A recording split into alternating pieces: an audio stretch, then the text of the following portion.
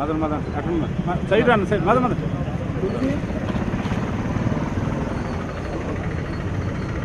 మదన్ మదన్ అన్నా చూనా sir sir sir Madan Madan చూడు మదన్.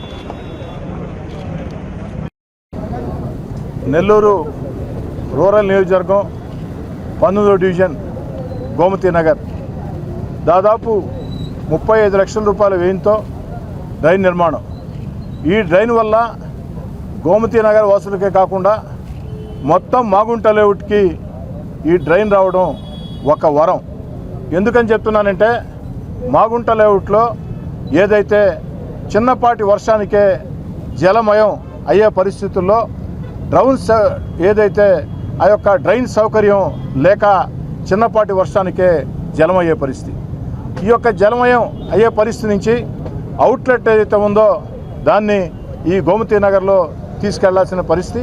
దీనివల్ల అటు గోమతి నగర్ అటు మాగుంట లేఅవుట్ ఏదైతే ఆ యొక్క కాలువ ఉందో ఆ కాలువలో ఆ యొక్క డ్రైన్ పూర్తి స్థాయిలో నిర్మాణం చేసినట్లయితే ఎక్కడా కూడా భవిష్యత్తులో ఆ యొక్క వర్షాలకి చిన్నపాటి వర్షాలకే కాదు భారీ వర్షాలు వచ్చినా కూడా మాగుంట లేఅవుట్ కానీ గోమతి నగర్ కానీ జలమయం అయ్యే పరిస్థితి ఉండదు. ప్రజలకి ఇబ్బందులు ఉండే పరిస్థితి ఉండదు. నేను వైఎస్ఆర్ కాంగ్రెస్ పార్టీకి దూరంగా జరిగిన తర్వాత ఆనాడు ఇక్కడికి ఇన్ఛార్జిగా వచ్చినటువంటి వ్యక్తులు ఒక్కసారి కాదు 2 సార్లు టెంకాయలు కొట్టారు ఈ డ్రైన్ నిర్మాణం పూర్తి చేస్తామని. కానీ టెంకాయలు మాత్రమే కొట్టారు, రాళ్లు మాత్రం పెట్టాలా, డ్రైన్ నిర్మాణ పనులు ప్రారంభం కాల.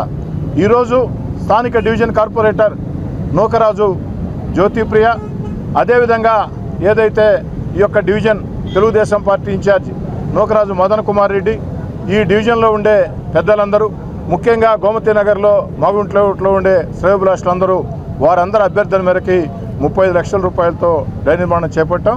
అయితే పూర్తి స్థాయిలో ఈ డ్రైన్ చేయాలంటే ఈ 35 లక్షలు సరిపోయే పరిస్థితి లేదు. అందుకే ఎక్కడ దాకా వస్తుందో అక్కడ దాకా 35 లక్షల రూపాయలతో డ్రైన్ నిర్మాణం చేపట్టమని చెప్పాం.